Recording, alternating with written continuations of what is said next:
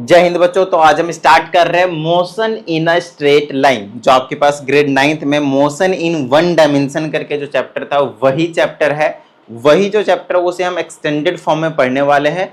आपके पास आप कह सकते हैं कि 70 to 80% चीजें मैच कर जाएंगे, ये 70 to 80% चीजें मैच कर जाएंगे, बट लेवल जो होगा यहाँ पे न्यूमेरिकल के बेसिकली वो थोड़े से अप होने वाले हैं। और एक आपको यहाँ पे एक एक्स्ट्रा इक्वेशन ऑफ मोशन देखने को मिलने वाला है। आपने 3 इक्वेशन ऑफ मोशंस पढ़े हुए, अब हम यहाँ पे 4th की भी जो बात है वो करेंगे। खैर आज मैं अभी सबसे पहले तो आप लोगों को कुछ बेसिक चीजें क्लियर करवाऊंगा इस वाले वीडियो में, जिसमें से मैक्सिमम टॉपिक आपने ग्रेड 9 में किया हुआ है और कुछ जो टॉपिक है एक्स्ट्रा वो हम यहाँ पे भी आपको क्लियर करवा देंगे। आज का जो अपना वीडियो का टारगेट रहेगा वो रहेगा क्लियर करने का कि फ्रेम ऑफ रेफरेंस क्या होता है, कॉन्सेप्ट ऑफ पॉइंट मास या फिर पॉइंट ऑब्जेक्ट क्या होता है, रेस्ट और मोशन तो पता ही आपको 1D 2D 3D पता है, डिस्टेंस डिस्प्लेसमेंट पता है, ये भी पता है, ये भी पता है और ये भी लास्ट में ये एक्सेलरेशन है आपके पास। ठीक है, तो ये सभी टॉपिक आज का जो अपना टारगेट है वो उसमें हमने इंक्लूड किया हुआ है। तो चलिए एक एक करके हम आपको सभी टॉपिक से थोड़ा सा परिचय जो इंट्रोडक्शन है वो करवाते। तो सबसे पहले हम बात करेंगे फ्रेम ऑफ रेफरेंस की। ठीक है, तो फ्रेम ऑफ रेफरेंस आप लोगों के लिए वैसे तो एक नया टॉपिक है, लेकिन बहुत ही इजी सा टॉपिक है, ध्यान से समझिएगा, बड़े प्यार से आ जाएगा समझ में, नॉर्मल सी बात है। ओके, तो सबसे पहले आपको बता दें ये एक ऐसा सिस्टम है, क्या एक ऐसा सिस्टम है जिसके अंदर कोऑर्डिनेट्स होते हैं, ध्यान समझिएगा, जिसके अंदर कोऑर्डिनेट्स होते हैं। उसके बाद इसमें एक आपको क्लॉक देखने को मिलेगा और इसमें एक आपको ऑब्जर्वर देखने को मिलेगा, ऑब्जर्वर देखने को मिलेगा। अरे बात समझ में?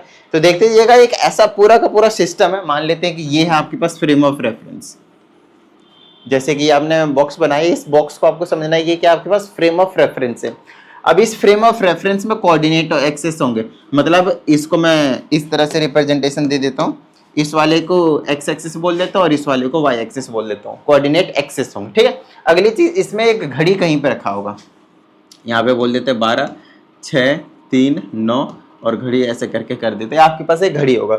दूसरी चीज आपके पास यहाँ पे एक ऑब्जर्वर होगा, मान लेते हैं यहाँ पे एक बंदा जो है वो आपके लिए बैठा हुआ है। ठीक है, यहाँ पे एक आपके पास ऑब्जर्वर है, पर्सन है कोई सा।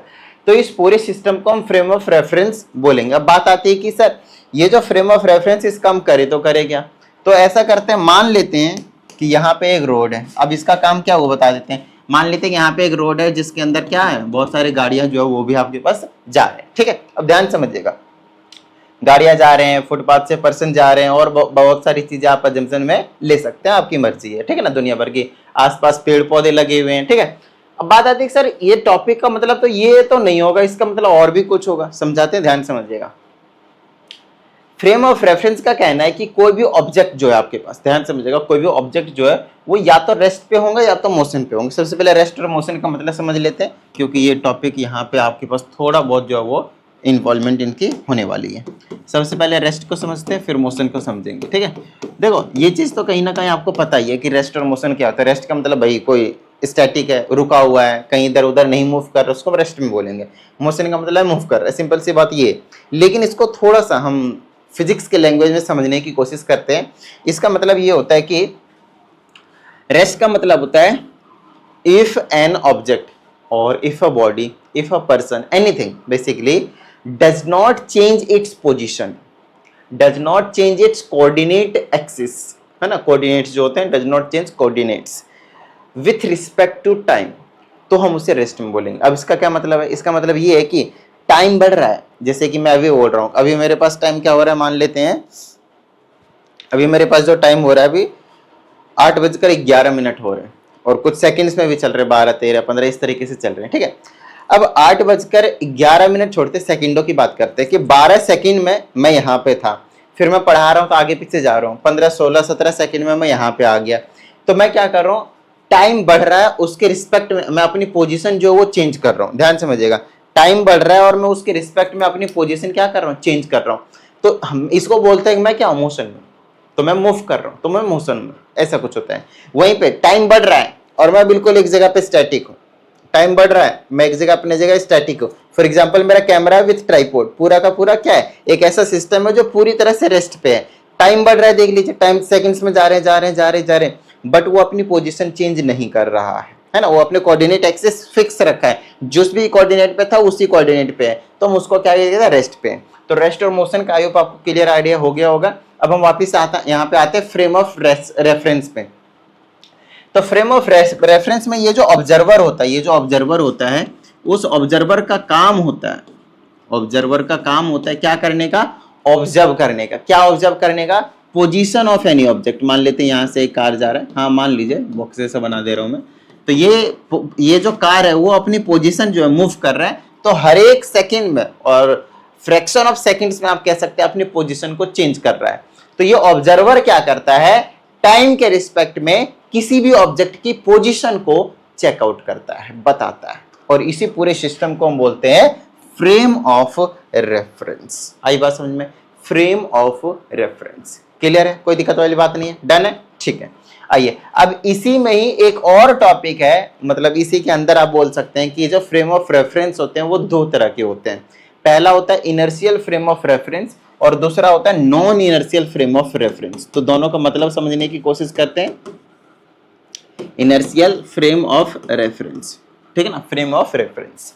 और अब अगली है आपके पास non inertial frame of reference, ठीक है ना, फॉर मतलब फ्रेम ऑफ रेफरेंस है यहाँ पे, ठीक है। तो इनर्शियल एंड नॉन इनर्शियल के बीच में थोड़ा सा हम डिफरेंस समझने की कोशिश करेंगे। आपको हम बता दें, जब भी कभी आपके पास इनर्शियल फ्रेम ऑफ रेफरेंस आएगा तो समझ लीजिएगा इसका मतलब ये है कि ये न्यूटन्स के फर्स्ट लॉ को फॉलो करेगा। ये न्यूटन्स फर्स्ट लॉ की जो भी स्टेटमेंट थी उसी के अकॉर्डिंग चलेंगे। अब कई बच्चों को मतलब न्यूटन्स फर्स्ट लॉ भी नहीं आता, तो मैं आपको बता दूं न्यूटन के फर्स्ट लॉ के अकॉर्डिंग अगर कोई ऑब्जेक्ट रेस्ट पे है तो रेस्ट पे ही रहेगा, और अगर वो यूनिफॉर्म मोशन में ध्यान समझिएगा, यूनिफॉर्म मोशन में तो यूनिफॉर्म मोशन में ही रहेगा, अनलेस एंड अनटिल कि उसमें एक एक्सटर्नल फोर्स अप्लाई ना किया जाए, ठीक है। तो इनर्शियल फ्रेम ऑफ रेफरेंस का मतलब हो गया न्यूटन लॉ को फॉलो करेगा। न्यूटन लॉ का मतलब न्यूटन के फर्स्ट लॉ की बात कर रहे हैं, यहाँ पे फर्स्ट लॉ लिखना जरूरी है, ठीक है ना, न्यूटन के फर्स्ट लॉ की, ठीक है। और यहीं पे आपके पास जब non inertial frame of reference की बात करेंगे तो उस केस में नो डाउट न्यूटन के जो फर्स्ट लॉ होंगे उसे फॉलो नहीं किया जाएगा, अब इसको थोड़ा सा हम एग्जांपल से समझने की कोशिश करते हैं। जैसे कि आपके पास फ्रेम ऑफ रेफरेंस था जिसमें आपके पास यहाँ पे घड़ी बना दिया था मैंने, है ना, यहाँ पे एक आपके पास ऑब्जर्वर बिठा दिया था मैंने, ठीक है, और यहाँ पे मैंने रोड भी बना दिया था, ठीक है। अब मान लेते हैं कि एक गाड़ी है जो यहाँ पे रुकी हुई है, यहाँ पे आपके पास रुकी हुई है, तो टाइम के साथ साथ बढ़ रहा है लेकिन वो रेस्ट पे ही है। तो न्यूटन के फर्स्ट लॉ तो फॉलो हो रहे हैं ना भाई, न्यूटन का फर्स्ट लॉ का यही कहना है कि इस पे किसी भी तरह का फोर्स जो है वो अप्लाई नहीं किया गया, एक्सटर्नल फोर्स, जिसकी वजह से आपके पास, ध्यान समझिएगा, जिसकी वजह से ये जो ऑब्जेक्ट कुछ भी हो सकता है, पर्सन वगैरह, चेयर वगैरह, कुर्सी वगैरह, कार वगैरह, वो यहाँ पे खड़ी है, तो ये फर्स्ट लॉ को फॉलो कर रहा है, इसीलिए इसको हम इनर्शियल फ्रेम ऑफ रेफरेंस बोलेंगे। वहीं पे दूसरी चीज का एग्जांपल लेते हैं। ये आपके पास ग्राउंड है, यहाँ पे मान लेते हैं कि एक जो फ्लाइट है वो आपके पास उड़ रहा है, टिंग जा रहे हैं, लेकिन कंडीशन ये है कि ये जो आपके पास फ्लाइट है, जो एरोप्लेन है आपके पास, वो आपके पास यूनिफॉर्म स्पीड से आपके पास जा रहा है, यूनिफॉर्म स्पीड से, जो इसकी स्पीड है वो आपके पास सेम है, हर एक टाइम पे, हर एक इंटरवल पे, टाइम के साथ, तो फिक्स है। तो यही तो न्यूटन के फर्स्ट लॉ को कहना था कि या तो रेस्ट पे रह जाए या तो यूनिफॉर्म मोशन से आपके पास मूव करे, तो उस केस में हम उसको बोल देते हैं कि न्यूटन के फर्स्ट लॉ को फॉलो कर रहा है। और अगर ऐसा कोई केस आपको देखने को मिल जाता है, ऐसा कोई फ्रेम ऑफ रेफरेंस देखने को मिल जाता है, तो हम उसे इनर्शियल फ्रेम ऑफ रेफरेंस के नाम से जानते हैं। दूसरी चीज, अब कौन से ऐसे एग्जांपल हो सकते हैं जिसको हम non inertial frame of reference में डाल सकते हैं। आप इसी वाले फ्लाइट को ले लीजिए, ध्यान समझिएगा, इसी फ्लाइट को ले लीजिए, फ्लाइट को, एरोप्लेन को, और उसको वेरिएबल स्पीड से करवा दीजिए, मतलब यूनिफॉर्म स्पीड में नहीं उड़ रहा है, तो वो क्या एग्जांपल हो जाएगा, non inertial frame of reference, जो मैंने न्यूटन का फर्स्ट लॉ को फॉलो ना करे। कोई रेस्ट पे, कभी रेस्ट पे आ रहा है, कभी मोशन में आ रहा है, कभी रेस्ट पे आ रहा है, कभी मोशन में आ रहा है नॉर्मली, तो वो आपके पास क्या हो जाएगा, non inertial frame of reference. जो बहुत मतलब फ्रीक्वेंटली एक एग्जांपल दिया जाता है कि जो रिवोल्यूशन ऑफ अर्थ को माना जाता है, ध्यान समझिएगा, रिवोल्यूशन ऑफ अर्थ, उसे हम मानते हैं non inertial frame of reference. अब इसके पीछे का रीजन क्या होता है, क्योंकि जो स्पीड होती है आपके पास अर्थ की, वो यूनिफॉर्म नहीं होती है, ध्यान समझिएगा, हाँ यूनिफॉर्म नहीं होती है, जिसकी वजह से वो न्यूटन के फर्स्ट लॉ को फॉलो नहीं करता। और जो न्यूटन के फर्स्ट लॉ को फॉलो ना करे भैया, वो तो क्या चला जाएगा, non inertial frame of reference. क्यों? क्योंकि आपने देखा होगा कि अगर थोड़ा बहुत भी आप लोगों को कॉन्सेप्ट पता होगा एपिहेलियन और पेरिहेलियन का, कि जो सन होता है वो एक इलिप्टिकल, जो अर्थ है आपके पास इलिप्टिकल पाथ में फॉलो करता है, घूमता है, बेसिकली रिवॉल्व करता है। वही सन जो है वो दो फोकस होते हैं इसके, यहाँ पे मान लेते हैं, या तो आप यहाँ मान सकते हो। तो अर्थ दो फोकस होते हैं, ये इलिप्स होता है, आगे चल के आप पढ़ेंगे इसके बारे में डिटेल में। मान लेते हैं ये आपके पास अर्थ है, तो अर्थ रिवॉल्व कर रहा है, तो जब ये सन के क्लोज होता है ना, यहाँ पे ये वाला क्लोज होता है, तो इस टाइम पे आपके पास जो स्पीड होता है धीरे धीरे इंक्रीज हो रही होती है ना, यहाँ पे स्पीड धीरे धीरे इंक्रीज हो रही थी। मान लेते हैं अगर सन यहाँ पे है तो, नहीं तो अगर सन यहाँ है तो यहाँ पे स्पीड इंक्रीज हो रही होगी। तो स्पीड कभी डिक्रीज होती है, कभी इंक्रीज, मतलब कम ज्यादा हो रहा होता है। इंटरवल पूरे साल का फिक्स होता है, 365.6 डेज जो होता है आपके पास, वो आपके पास फिक्स होता है। बट जो स्पीड है वो आपके पास वेरिएबल होती है, कभी कम कभी ज्यादा, जिसकी वजह से नॉन यूनिफॉर्म स्पीड माना जाता है। और नॉन यूनिफॉर्म स्पीड का मतलब हो गया कि वो न्यूटन के फर्स्ट लॉ फॉलो नहीं हो रहा है, जिसकी वजह से इसे हम non inertial frame of reference के अंदर रखते हैं। आई होप आपको क्लियर हो गया फ्रेम ऑफ रेफरेंस। ठीक है, फ्रेम ऑफ रेफरेंस अगर आप लोगों को क्लियर हो चुका है, तो अब हम बात कर लेंगे कॉन्सेप्ट ऑफ पॉइंट मास की। चलिए इसको भी एग्जांपल से समझाने की कोशिश करेंगे। अगर आपके पास एक पॉइंट मास है, तो हम उसको किसको, पॉइंट मास की जगह आपके पास पॉइंट ऑब्जेक्ट भी दिया जा सकता है, ठीक है। ओके, अब ध्यान समझिएगा, पॉइंट मास और पॉइंट ऑब्जेक्ट को समझने से पहले यहाँ पे आपको दो ऑब्जेक्ट का एग्जांपल लेना पड़ेगा, दो बॉडी का, एक बॉडी ये लिया, एक बॉडी ये लिया, दो बॉडी का एग्जांपल लेना पड़ेगा। दोनों रेस्ट पे, मतलब मुश्किल ही होंगे कि दोनों रेस्ट पे होंगे, तो हम इसको यहाँ पे डिफाइन नहीं कर पाएंगे। इन दोनों में से एक को मोशन में जनरली होना पड़ता है, एक को, ठीक है, या फिर दोनों हो सकते हैं, दोनों रेस्ट पे नहीं होंगे। ध्यान समझिएगा, दोनों रेस्ट पे नहीं होंगे, उसके बाद एक को मोशन में रखो, एक को रेस्ट पे, या फिर दोनों को मोशन में रखो, कोई दिक्कत वाली बात नहीं। अभी हम आपको दोनों के एग्जांपल देकर समझा देंगे। मान लेते हैं कि ये बॉडी ए है और ये आपके पास बॉडी बी है, और ऐसा मानते हैं कि ये जो बॉडी है वो इसके चारों ओर रिवॉल्व कर रहा है, जैसे अर्थ है। तो अर्थ का एग्जांपल ले लेते हैं भाई, ध्यान समझिएगा, इसको हम अर्थ का एग्जांपल ले लेते हैं और इसको हम सन बोल देते हैं, ठीक है ना। तो इसका साइज देखिएगा, ध्यान समझिएगा, इसका डायमीटर देखिएगा, लगभग 12,800 किलोमीटर के आसपास होता है। 12,800 किलोमीटर के आसपास इसका जो डायमीटर है अर्थ का, वो आपके पास देखने को मिलता है। उसके बाद आपके पास, अगर मैं इनके सन और अर्थ के बीच के डिस्टेंस की बात करूं, अब ये चीजें मैं क्यों बता रहा हूं, क्योंकि इसी से आपको ये जो पॉइंट मास का जो कॉन्सेप्ट है ना, वो क्लियर होगा। अगर मैं अभी डायरेक्टली आपको बोल देता ना कि जो अर्थ है उसे हम पॉइंट मास कहते हैं, पॉइंट मास का मतलब बहुत छोटा मास, तो आप मेरे ऊपर भड़क जाते, अरे सर अर्थ को, पूरे अर्थ को आप कह रहे हो कि पॉइंट मास है, छोटा सा मास है, ये कैसी बात हुई। तो उसके लिए आपको प्रॉपर ये जो कॉन्सेप्ट मैं आपको समझा रहा हूँ उसको एक बार समझना पड़ेगा, फिर आप थोड़ा सा कंपैरिजन करके आसानी से बता पाएंगे कि मैं ऐसा क्यों कह रहा हूं, ठीक है ना। हाँ, ये जो अर्थ है वो आपके पास पॉइंट मास में काउंट किया जाता है, लेकिन किसी के रिस्पेक्ट में। ध्यान समझिएगा, कई बार जो अर्थ है वो आपके पास पॉइंट मास नहीं होंगे, डिपेंडिंग अपन की किस चीज की बात कर रहे हैं, है ना, किसके रिस्पेक्ट में बात कर रहे हैं, वो चीज। अभी मैंने सन के रिस्पेक्ट में लिया हुआ, तो इसके और इसके बीच का जो डिफरेंस होता है वो 1 एस्ट्रोनॉमिकल यूनिट होती है, अगर आप लोगों को मालूम हो तो। और इसकी वैल्यू लगभग 1.5 इंटू 10⁻11 मीटर, जहां तक मुझे याद है, एक बार कंफर्म कर लीजिएगा, बाकी लगभग इतनी होती है। अगर मैं इसको लगभग किलोमीटर में भी लाऊं ना, तो लगभग कितना आ जाएगा, 15, और लगभग कितना आ जाएगा, 1 2 3 4 जीरो कम कर दीजिए, 1 2 3 4 5 6 7, लगभग इतना किलोमीटर में आपके पास आ जाएगा, जो कि इस वाले डिस्टेंस के मुकाबले ये बहुत ही ज्यादा है। आई बात समझ में।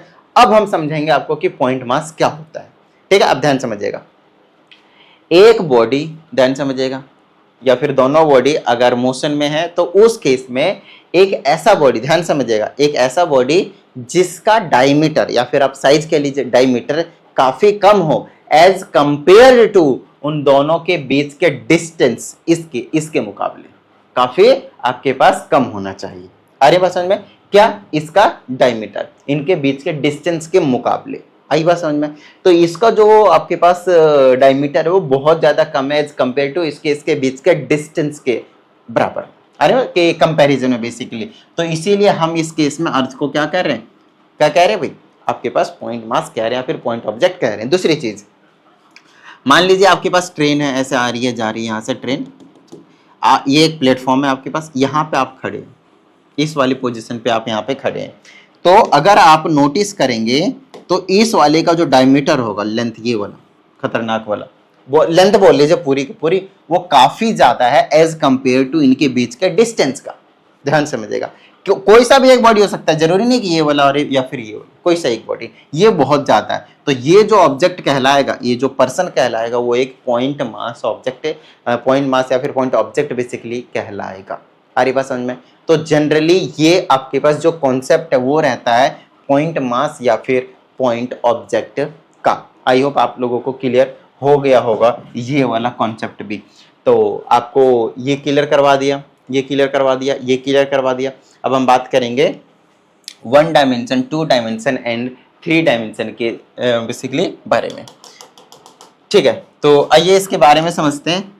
अगर हम बात करेंगे 1 डायमेंशन की, हम बात करेंगे 2 डायमेंशन की, हम बात करेंगे 3 डायमेंशन की, तो इसमें हम किस तरीके से देखते हैं ध्यान से समझिएगा। ठीक है, ओके। सबसे पहली चीज हम जो इस चैप्टर में पढ़ेंगे वो इसी के बारे में पढ़ेंगे, 1 डायमेंशन के बारे में। A to Z जो चीजें रहने वाली है वो 1 डायमेंशन के बारे में रहने वाला है। ठीक है ना, यहाँ पे जितने भी मोशंस की बात करेंगे उसमें लगभग हम देखो, कोई भी चीज 1 डायमेंशन में एग्जिस्ट नहीं करती, कोई भी चीज की बात कर रहा हूं मैं। ठीक है ना, और वो मिनिमम जो है, जो एग्जिस्टेंस होती है उसकी, वो 2 डायमेंशन में होती है। बट जब हम 1 डायमेंशन को थोड़ा सा इग्नोर मार देते हैं, बहुत कम होती है, तो उस केस में हम उसे 1 डायमेंशन में कंसिडरेशन ले लेते हैं। फॉर एग्जाम्पल, अगर मैं, ध्यान समझिएगा, स्ट्रेट पाथ में चल रहा हूं, इस तरीके से स्ट्रेट पाथ में चल रहा हूं, तो इसको हम बोल देते हैं कि मोशन इन 1 डायमेंशन है। बट क्या आप सच में सिर्फ 1 डायमेंशन में चलें? क्या आपके जो बॉडी का स्ट्रक्चर है, क्या वो मतलब अगर इसे आप एक्स एक्सिस बोल रहे हैं तो वाई एक्सिस को भी कवर कर रहा है भाई आपके पास। अगर लेंथ कह रहे हैं तो आपके पास आपकी ब्रेड्थ भी है। तो कुछ ना कुछ चीजें होती है जिसकी वजह से 2 डायमेंशन में हम आ जाते हैं। बट जनरली हम मानकर चलेंगे कि 1 डायमेंशन में जा रहे थे, तो वो इसी चीज की हम बात करेंगे। तो 1 डायमेंशन का मतलब भी यहाँ पे उसी से रिलेटेड होगा कि जो सिर्फ और सिर्फ एक एक्सिस में काम करे, ट्रेवल करे, किसी भी तरह की जो भी कुछ भी काम हो, सिर्फ 1 एक्सिस में, या तो एक्स एक्सिस, या तो वाई एक्सिस, या तो जेड एक्सिस, मर्जी है, तीनों में से कोई सा एक एक्सिस की बात कर रहे हैं, तीनों की बात नहीं कर रहे हैं, तीनों में से किसी एक एक्सिस की बात कर रहे हैं। हमारा जब मोशन होगा, जनरली हम यहाँ पे मोशन की बात करेंगे, तो अगर मोशन 1 डायमेंशन में हो तो उसको 1 डायमेंशन कह रहे हैं कि सिर्फ और सिर्फ एक एक्सिस को कवर करेगा, एक कोऑर्डिनेट एक्सिस को। अगली चीज है 2 डायमेंशन का मतलब X axis and Y axis. तो अगर आप नोटिस करेंगे तो इसमें 2 एक्सिस आ गया, एंड लगा दिया। अगली चीज ये भी हो सकता है Y axis and Z axis, तो इन दोनों एक्सिस की हमने बात कर ली भाई। ऐसा भी हो सकता है कि x axis and Z axis, अरे बस, तो इन दोनों कॉम्बिनेशन की बात कर ली हमने जो बस पॉसिबल था आपके पास। तो अगर कोई बॉडी मोशन कर रही है बेसिकली जिसमें 2 कोऑर्डिनेट एक्सिस आ पा रहे हैं, है ना, एग्जांपल समझेंगे, एग्जांपल समझने की कोशिश करेंगे। जैसे कि एंट का जो मोशन होता है वो जनरली नो डाउट इधर उधर घूम रहे होंगे, बट अगर मैं एक कंसिडरेशन लेता हूं कि भाई सीधे पाथ में ट्रेवल कर रही है, सीधे पाथ में, तो वो 1 डायमेंशन में जा रहा है, या तो वो एक्स एक्सिस हो सकता है, या तो वाई एक्सिस हो सकता है, या तो वो जेड एक्सिस भी हो सकता है। तो हम उसकी बात कर लेते हैं, ठीक है, ओके। अगली चीज की जब हम बात करेंगे तो वो हो जाएगा आपके पास ये 2 डायमेंशन। तो 2 डायमेंशन में जैसे कि नॉर्मल अगर आप देखेंगे जो आपके पास स्नेक मोशन करते हैं, स्नेक सांप, तो वो जनरली रेंगते हैं इस तरीके से, तो वो आगे तो जा रहे हैं, ध्यान समझिए, एक्स एक्सिस मान लेते हैं इसको, लेकिन वाई एक्सिस में भी जाके फिर X axis, Y axis, X axis, Y axis, X axis, इस तरीके से उसका ट्रेवल जो आपके पास मोशन है वो होता है, जिसे हम 2 डायमेंशन के नाम से जानेंगे। अगली चीज है आपके पास 3D, 3 डायमेंशन। 3 डायमेंशन का मतलब X axis, Y axis and Z axis, तीनों कोऑर्डिनेट एक्सिस आपके पास आने वाले हैं, एक्स वाई एंड जेड, तीनों के तीनों आपके पास यहाँ पे इन्वॉल्वमेंट होने वाली है। जैसे कि अभी हमने आपको बताया था कि एरोप्लेन का एग्जाम्पल ले लीजिए जो फ्लाइट उड़ रहे हैं, तो अगर आप एक एरोप्लेन का एग्जांपल लेते हैं तो वो क्या होता है, generally any object in space, कुछ भी ऑब्जेक्ट की बात कर लीजिए इन स्पेस, ह्यूमन बींग्स की बात कर लीजिए इन स्पेस, कोई प्रॉब्लम वाली बात नहीं है। तो उस केस में वो तीनों एक्सिस को कवर कर रहा होता है, जिसकी वजह से उसे हम 3 डायमेंशनल मोशन के नाम से जानते हैं।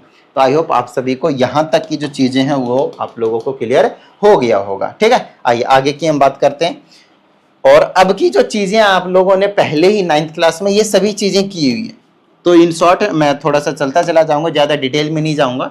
मैंने आप लोगों को करवाया हुआ ये सभी की सभी चीजें 9th क्लास में, तो एक बार जल्दी जल्दी से आप सभी को इन चीजों से रिलेटेड सभी चीजें एक बार बता दिया जाए तो बेहतर रहेगा, क्योंकि हो सकता है 9th क्लास की चीजें बहुत सारे स्टूडेंट्स को ना पता हो।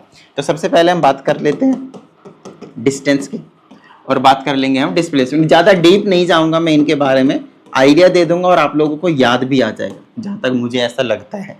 ठीक है ना। तो सबसे पहले समझते हैं डिस्टेंस। डिस्टेंस का मतलब होता है टोटल पाथ कवर्ड का। क्या मतलब होता है, मान लेते हैं आप पोजीशन ए पे हैं, आपको पोजीशन बी पे जानी है, तो इसको जाने के कई रास्ते हो सकते हैं। ये रास्ते हो सकते हैं, ऐसे घूमकर रास्ते हो सकते हैं, ऐसे आकर फिर ऐसे हो सकते हैं, ऐसे आया फिर ऐसे आया फिर ऐसे ऐसे ऐसे ऐसे, उसके बाद यहाँ पे जाने के बाद यहाँ पे हो सकते हैं। तो there are so many ways to go from point A to point B.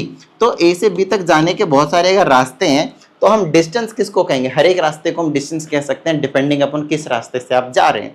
वहीं पे अगर हम डिस्प्लेसमेंट की बात करते हैं और पॉइंट ए से हम पॉइंट बी पे जाना चाहते हैं, तो इसके लिए हम शॉर्टेस्ट पाथ को चूज करते हैं, स्मॉलेस्ट पाथ को चूज करते हैं। तो शॉर्टेस्ट चीज सिर्फ और सिर्फ यही वाला जो रास्ता है वो आपके पास बनने वाला है, इसके अलावा और कोई सा भी जो आपके पास नहीं बनेगा। ठीक है, तो यहाँ पे जो पाथ है वो टोटल लेना होता है, और यहाँ पे जो पाथ है वो शॉर्टेस्ट लेना होता है। बस ये मेन डिफरेंस है आपके पास डिस्टेंस एंड डिस्प्लेसमेंट का। एग्जाम्पल से समझते हैं, थोड़ा सा आप लोगों को आइडिया मिल जाएगा, थोड़ा सा मजा सा आ जाएगा।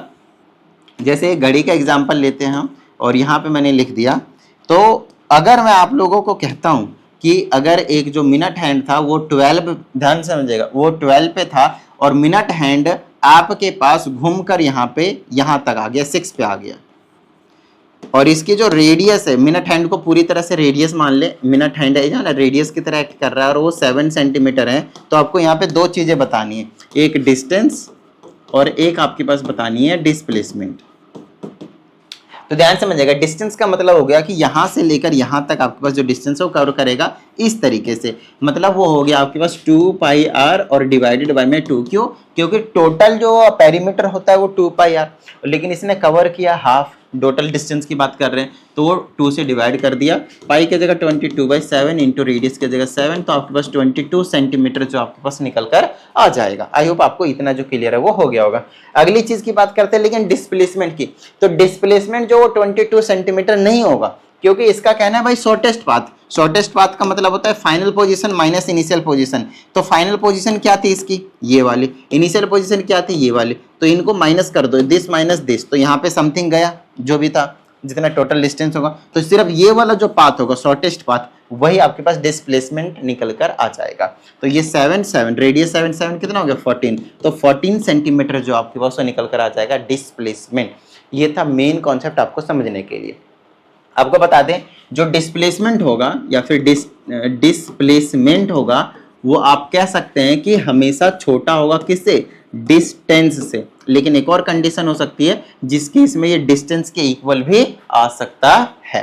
तो डिस्प्लेसमेंट जो है वो या तो डिस्टेंस से हमेशा छोटा होगा या तो डिस्टेंस के बराबर होगा। तो सर छोटा तो समझ में आता है कि ये वाला केस भी, बहुत सारे केसेस होंगे जिस केस में जो डिस्प्लेसमेंट होगा वो डिस्टेंस से छोटे ही होंगे, लेकिन कौन सा ऐसा केस है जहां पे डिस्टेंस और डिस्प्लेसमेंट इक्वल होंगे। जैसे पॉइंट ए और पॉइंट बी, हमने बोला दोनों ने, हमने बोला यहां से लेकर यहां तक गए, तो डिस्टेंस कितना हुआ, यही पाथ हुआ, डिस्प्लेसमेंट कितना हुआ, यही पाथ हुआ। तो जो भी मान लेते हैं ये 20 सेंटीमीटर था, तो डिस्टेंस और डिस्प्लेसमेंट ये दोनों के दोनों ही आपके पास 20 सेंटीमीटर निकल कर आने वाला है। एक और इंपॉर्टेंट चीज, जो डिस्टेंस होता है वो कभी भी 0 या फिर 0 से कम, 0 हो सकता है अगर बॉडी ट्रेवल ही ना करे, रेस्ट पे रहे तो जनरली जो डिस्टेंस होता है, डिस्टेंस वो आपके पास पॉजिटिव रहता है, बट जो डिस्प्लेसमेंट, मतलब आप कह सकते हैं ऑलवेज डिस्टेंस इज पॉजिटिव, जबकि जो आपके पास डिस्प्लेसमेंट होता है पॉजिटिव भी हो सकता है, नेगेटिव भी हो सकता है और 0 भी हो सकता है। वो अभी हम आपको यहाँ पे समझाएंगे कैसे। अगर आप नोटिस करेंगे तो आपको एक चीज यहाँ पे पता चलेगा कि जो डिस्टेंस है, डिस्टेंस उसका जो पाथ है वो फिक्स नहीं है। बोलो हाँ या नहीं, जिसका जो पाथ है वो फिक्स नहीं है, यहाँ से भी, यहाँ से भी, यहाँ से भी, यहाँ से भी जा सकता है, लेकिन डिस्प्लेसमेंट का जो पाथ है वो फिक्स है, ठीक है पाथ। तो इसके डायरेक्शन फिक्स हो गए, ए टू बी बिल्कुल एक ही रास्ता है, डायरेक्शन फिक्स हो गया। तो इसमें जो आपके पास वो क्या है, डायरेक्शन है, इसमें क्या आपके पास डायरेक्शन है, लेकिन इसमें क्या आपके पास डायरेक्शन नहीं है, डायरेक्शन कुछ भी लिया जा सकता है, इसमें डायरेक्शन फिक्स नहीं है। तो यहां से अभी हम आगे आपको एक और टर्म जो है वो क्लियर करवाएंगे, जिसे हम बोलते हैं scalar quantity and vector quantity. तो वो भी एक बड़े ही इंपॉर्टेंट जो टर्म है वो आपके पास होने वाले हैं, तो ध्यान समझिएगा। यहाँ पे हम स्केलर और वेक्टर की बात करेंगे, स्केलर और वेक्टर की, ठीक है। डिस्टेंस और डिस्प्लेसमेंट में एक सिमिलरिटी भी है, दोनों की जो यूनिट है, क्योंकि दोनों ही लेंथ है, तो उनकी जो एसआई यूनिट निकल कर आती है वो मीटर ही लिया जाता है। किलोमीटर, सेंटीमीटर वगैरह मेजरमेंट तो अलग अलग होती है, बट ऐसा यूनिट आपके पास मीटर लिया जाता है। स्केलर क्वांटिटी क्या होते हैं, जिसमें आपके पास मैग्नीट्यूड देखने को मिलता है लेकिन डायरेक्शन देखने को नहीं मिलता, ध्यान समझिएगा। अब इसका मतलब भी समझाएंगे। और इसमें आपके पास मैग्नीट्यूड तो देखने को मिलता ही मिलता है, साथ में आपके पास इसमें डायरेक्शन भी आपके पास फिक्स रहता है। तो एग्जांपल समझेंगे, इसको आप डिस्टेंस का एग्जांपल बोल दीजिए अभी के लिए, क्योंकि अभी आपको बस इतना ही पता है। बाकी आने वाले टाइम में आपको डिटेल में हर एक, जैसे जो भी हम नए टर्म पढ़ेंगे उसमें हम क्लासिफिकेशन जरूर करेंगे कि वो स्केलर क्वांटिटी या वेक्टर क्वांटिटी और क्यों है। और इस केस में अगर आपके पास एग्जांपल देना चाहें तो डिस्प्लेसमेंट का दे दें, क्योंकि अभी अभी हमने आपको बताया कि इसमें डायरेक्शन जो है वो फिक्स होता है। अब मैग्नीट्यूड का क्या मतलब है सर, बहुत सारे बच्चे तो इसी में कंफ्यूज रहते हैं। मैग्नीट्यूड, देखो मैग्नीट्यूड का एक सिंपल सा मतलब समझा देता हूं मैं आप लोगों को, ध्यान समझिएगा। हमने बोला आपके पास 12 किलोमीटर, तो 12 किलोमीटर तो एक डिस्टेंस था, तो किलोमीटर जो आपके पास, ये जो किलोमीटर है उसे तो आप यूनिट बोलोगे भाई, लेकिन ये जो 12 वो क्या है, वो उसके मैग्नीट्यूड को रिप्रेजेंट कर रहा है। किसको रिप्रेजेंट कर रहा है, वो इसके मैग्नीट्यूड को, कि उसने कितना डिस्टेंस ट्रेवल किया, वो आपके पास मैग्नीट्यूड हुआ। फॉर एग्जांपल, आपने अपने बॉडी का टेम्परेचर मेजर किया and your bodies temperature is let's say 36 degree Celsius, तो 36 डिग्री सेल्सियस में से जो ये जो डिग्री सेल्सियस है वो तो यूनिट बता रहा है कि आपने इसमें मेजर किया है। वहीं पे अगर आपने मैग्नीट्यूड की बात करी तो वो 36 की बात हो रही है। आ रही बात समझ में? आपने मान लेते हैं कि आपने कुछ भी व्हीकल चलाया है जिसमें स्पीड लिखा आ रहा है 80 किलोमीटर पर आवर, तो इसमें ये जो 80 है वो आपके पास मैग्नीट्यूड को रिप्रेजेंट कर रहा है, while kilometre per hour is representing unit. Clear है? आई होप आपको ये छोटी छोटी चीजें जो है वो क्लियर हो गए होंगे, क्योंकि आने वाले टाइम में ये बेसिक चीजें ही आपके पास जो है वो बड़ी बड़ी चीजों में हेल्प करने वाले हैं। आई होप आपको डिस्टेंस, डिस्प्लेसमेंट के साथ स्केलर और वेक्टर क्वांटिटी क्लियर हुए होंगे। अब हम बात करेंगे स्पीड, वेलोसिटी और एक्सेलरेशन तीनों की। तो सबसे पहले हम बात करेंगे स्पीड की। तो स्पीड का मतलब होता है डिस्टेंस अपॉन टाइम, और साथ में बात करेंगे हम वेलोसिटी की, दोनों को साथ में डिस्कस करेंगे। इसमें होता है डिस्प्लेसमेंट अपॉन में टाइम, डिस्प्लेसमेंट अपॉन में time, change in displacement upon change in time बोल सकते हो, कोई दिक्कत वाली बात नहीं, लेकिन इसमें आपके पास डिस्टेंस अपॉन में टाइम रहता है। ठीक है, तो इन दोनों के बीच में जो मेजर जो डिफरेंस है वो आप लोगों को जरूर पता होना चाहिए। ठीक है, ओके। अगर हम दोनों के यूनिट की बात करते हैं, इसमें हम डिस्टेंस लेते हैं, इसमें हम उसमें हम डिस्प्लेसमेंट लेते हैं, प्रॉपर से याद रखना है। ये आपके पास एक स्केलर क्वांटिटी होती है, क्योंकि ये भी स्केलर, ये भी स्केलर। ये आपके पास एक वेक्टर क्वांटिटी होती है, वेलोसिटी, क्योंकि ये आपके पास वेक्टर है, ये स्केलर है। वेक्टर दो एक अगर स्केलर और एक अगर वेक्टर हो तो वेक्टर को प्राइमरी आपको प्रेफरेंस देना है, तो इसलिए वेक्टर क्वांटिटी निकल कर आ जाती है। वहीं पे जब इसके यूनिट की बात करते हैं तो डिस्टेंस को तो मीटर में मेजर करेंगे और टाइम को सेकंड में, मीटर पर सेकंड आप ऐसे लिख सकते हैं, नहीं तो आप इसी चीज को मीटर पर सेकंड ऐसे भी लिख सकते हैं। भाई डिस्प्लेसमेंट है उसको भी मीटर में ही करते हैं, तो मीटर पर सेकंड आपके पास इसकी भी यूनिट हो जाएगी। यूनिट दोनों की सेम सेम रहने वाली है, ये चीज आप लोगों को जरूर से जरूर याद रखना है। अगली चीज जो इसमें हम बहुत ही प्यारी चीज जो डिस्कस करते हैं उसे हम बोलते हैं एवरेज स्पीड। बहुत ज्यादा इंपॉर्टेंट होता है ये एवरेज स्पीड। अभी मैं आप लोगों को सिर्फ फॉर्मूला बता रहा हूँ इस वाली वीडियो में, अगली वीडियो में हम आपको न्यूमेरिकल लेकर आएंगे आप लोगों के लिए, जो कि बहुत ज्यादा बेहतरीन इंपॉर्टेंट होने वाला है। तो एवरेज स्पीड का मतलब होता है, सिंपल आपको ध्यान रखना है, टोटल स्पीड अपॉन में टोटल टाइम, बस इतना याद रखना है आपको और कुछ नहीं। टोटल स्पीड अपॉन में टोटल टाइम, और यहाँ पे जब एवरेज की बात करेंगे तो टोटल डिस्प्लेसमेंट अपॉन में टोटल टाइम हो जाएगा। या फिर यहाँ पे एक एवरेज वेलोसिटी का फॉर्मूला होता है u + v/2, ये भी थोड़ा सा ध्यान रखेगा। जहाँ पे आपके पास ये जो u है, अभी हम थोड़ा सा बताएंगे आपको इसके बारे में भी, इसे हम बोलते हैं इनिशियल स्पीड। क्या बोलते हैं हम इसको? इनिशियल स्पीड की जगह वेलोसिटी यूज करें। इनिशियल वेलोसिटी, और ये जो v होती है आपके पास वो आपके पास फाइनल वेलोसिटी। एक और इम्पॉर्टेंट चीज़ आपको मैंने बताया अभी कि अगर हम सिर्फ स्ट्रेट पाथ की बात करते हैं, स्ट्रेट लाइन की बात करते हैं, पॉइंट ए पॉइंट बी के बीच में बिल्कुल स्ट्रेट लाइन है, तो उस केस में डिस्टेंस और डिस्प्लेसमेंट सेम होता है। बोलो हाँ या नहीं, बिल्कुल सही बात सर। तो उसी केस में स्पीड और वेलोसिटी भी सेम हो जाएगी भाई, बोलो हाँ या नहीं, बिल्कुल सही बात सर। तो इस बात का प्रॉपर ध्यान रखना है। मोशन इन वन डायमेंशन बोले तो मोशन इन स्ट्रेट लाइन की जब हम बात करते हैं तो उस केस में स्पीड और वेलोसिटी में हम डिफरेंस नहीं बताते हैं, ठीक है ना। जब हम अलग अलग की बात करेंगे तब, क्योंकि उस केस में डिस्टेंस मेन तो इन दोनों के बीच में डिफरेंस क्रिएट करने वाला है कौन, डिस्टेंस और डिस्प्लेसमेंट। आई होप आपको स्पीड और वेलोसिटी के बीच में थोड़ा बहुत जो आइडिया है वो क्लियर हो गया होगा। उसके बाद यहाँ पे आता है uniform and non uniform speed या फिर वेलोसिटी, एक ही बात है। देखो यूनिफॉर्म का मतलब होता है बिल्कुल स्पीड को फिक्स रखना, खत्म बात। नॉन यूनिफॉर्म का मतलब है स्पीड फिक्स मत रखना, खत्म, ठीक है। वेलोसिटी का मतलब, स्पीड का मतलब है टेढ़े मेढ़े रास्ते में भी जा सकते हो, लेकिन वेलोसिटी का मतलब है स्ट्रेट पाथ में ही जाओगे। और क्योंकि यहाँ पे स्ट्रेट पाथ की बात करेंगे तो स्पीड भी स्ट्रेट पाथ की बात करेंगे, तो स्पीड और वेलोसिटी दोनों सेम होंगे। इन चीजों पे थोड़ा सा गौर करके आपके दिमाग में बिठाना है अच्छे से। अगला टाइम है आपके पास एक्सेलरेशन, और इनके डायमेंशन फॉर्मूलेज की भी आपको बात करनी है। जैसे डिस्टेंस डिस्प्लेसमेंट दोनों आपके पास लेंथ है तो मीटर में मेजर करेंगे, यूनिट हो गया। लेकिन डायमेंशनल फॉर्मूला बात करेंगे डिस्टेंस और डिस्प्लेसमेंट की, तो वो आपके पास आ जाएगा इस वाले के। अगर हम डिस्टेंस की बात करेंगे तो लेंथ हो जाएगा तो एल करके स्क्वायर ब्रैकेट लगाना, इस केस में डिस्प्लेसमेंट में भी एल करके स्क्वायर ब्रैकेट लगाना। वहीं पे जब हम स्पीड और वेलोसिटी की बात करेंगे तो डिस्टेंस का एल हो गया, टाइम का टी हो गया, और दोनों को एक साथ लिखेंगे तो एल टी माइनस वन हो गया। m0 लिख सकते हैं नहीं तो कोई दिक्कत नहीं, इसका भी सेम ही होगा एल टी माइनस वन। तो डायमेंशनल फॉर्मूला भी साथ साथ आपको डिस्कस करते जाना है। आपको एक चीज बता देते हैं जो हमेशा की पॉइंट रखेगा, क्योंकि यहाँ पे 11th क्लास में आपको हर बार ये चीज करनी पड़ सकती है, ध्यान समझिएगा। आपको 3-4 चीजें, पहली चीज डेफिनेशन। कोई भी आपके पास एक न्यू टर्म आएगा, या फिर आपने पढ़े हो या ना पढ़े हो, कोई भी नया टर्म के बारे में अगर आप चैप्टर में पढ़ते हैं तो आपको सबसे पहले उसकी डेफिनेशन जो है वो पता होनी चाहिए। दूसरी चीज आपको उसकी एसआई यूनिट पता होनी चाहिए। तीसरी चीज आपको उसकी वो स्केलर क्वांटिटी है या फिर वेक्टर क्वांटिटी है वो आपको पता होनी चाहिए। उससे पहले भी इंपॉर्टेंट था कि आपका उसका जो सिंबल है वो आपको पता होना चाहिए। ये लगभग 4 चीजें जो इंपॉर्टेंट होते हैं हर एक टर्म के बारे में, जो आपको पता होने चाहिए, ठीक है। तो ये जो 4 चीजें आपको मैंने बताई वो हर एक टर्म के बारे में आपसे आगे से कोशिश कीजिए कि पता करें, ठीक है। चलिए अब एक्सेलरेशन की बात करेंगे। सिंबॉलिक रिप्रेजेंटेशन जनरली ए होता है, इसका मतलब होता है वेलोसिटी अपॉन टाइम या फिर change in velocity upon time. Change in velocity मतलब v माइनस यू बाई में टी।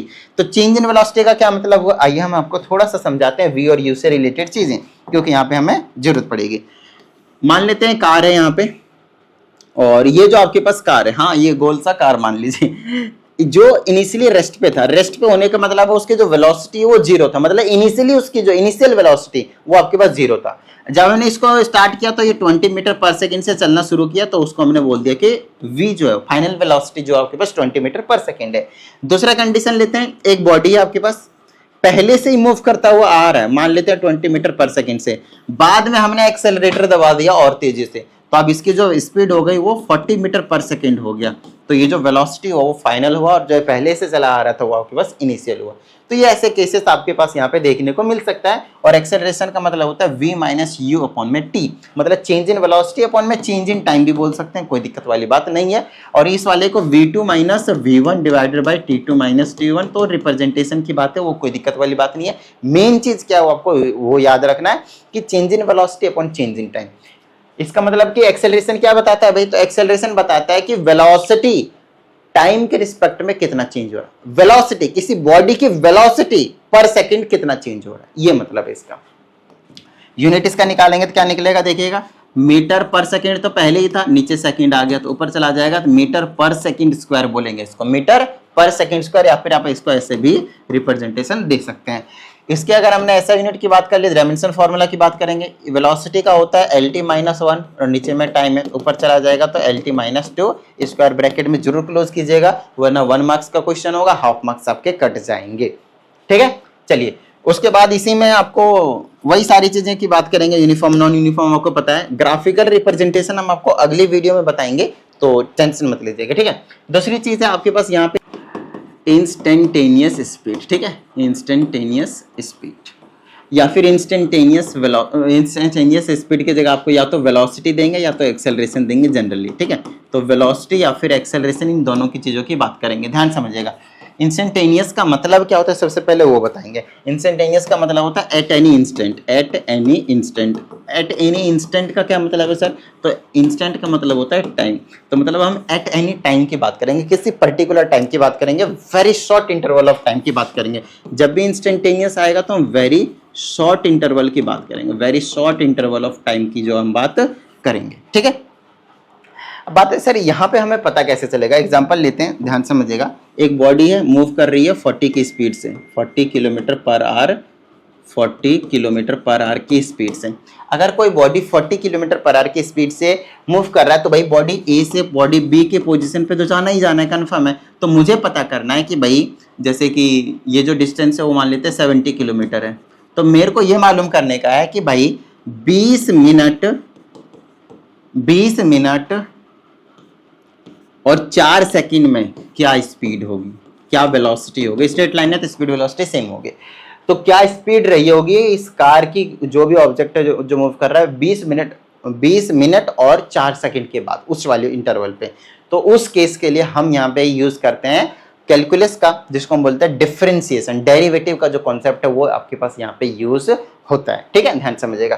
तो अगर हम वेलोसिटी की बात करते हैं तो वो होता है डेल्टा एस अपॉन में डेल्टा टी। एस यहाँ पे डिस्प्लेसमेंट है और यहाँ पे लिमिट लगाते हैं कि जो आपके पास ये जो टाइम है डेल्टा टी वो आपके पास लगभग जीरो के इक्वल, लगभग जीरो के इक्वल। और यही जब हम वेलोसिटी की बात करते हैं तो फिर से वही limit delta T is equal to zero होता है, लेकिन ऊपर चेंज इन वेलोसिटी अपॉन में चेंज इन टाइम आपके पास हो रहा होता है। इसको हम ऐसे भी लिख सकते हैं डी एस अपॉन में डी टी, और डी टी की वैल्यू लगभग जीरो लिमिट के लिए लगाते हैं। आगे चल के इनके बारे में आपको डिटेल में पता चलेगा, हो सकता है अभी आप लोगों को ज्यादा अच्छे से समझ में ना आ रहा हो, है ना, लेकिन डरने की जरूरत नहीं है, इसके बारे में आपको डिटेल में आगे बताया जाएगा, तो ज़्यादा टेंशन लेने की जरूरत नहीं है। अभी तक जो मैंने आप लोगों को इस वीडियो में बताया वो आपके पास इस पूरे चैप्टर का बेस था। अब आगे से जितने भी वीडियो आपके पास आएंगे इस चैप्टर से रिलेटेड वो कहीं ना कहीं आपके पास इंपॉर्टेंट होंगे, क्योंकि ये सभी कंसेप्ट वहाँ पे इंपॉर्टेंटली यूज होने वाले हैं। आई होप आप सभी को, अगर वैसे कोई डाउट आता है आप लोगों को तो मैं बता देता हूँ, आप लोगों को क्या करना है, इस नंबर पे आपको अपने डाउट जो भेज देना है, आपको प्रॉपर वीडियो सॉल्यूशन जो वो देखने को मिल जाएगा,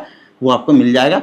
वहीं अगर आप लोगों को पर्सनल क्लास की नीड हो तो उसके लिए आप इसी नंबर पर इंक्वायरी कर सकते हैं। चलिए मिलते हैं अगली वीडियो में, प्रैक्टिस करते रहिएगा। जय हिंद।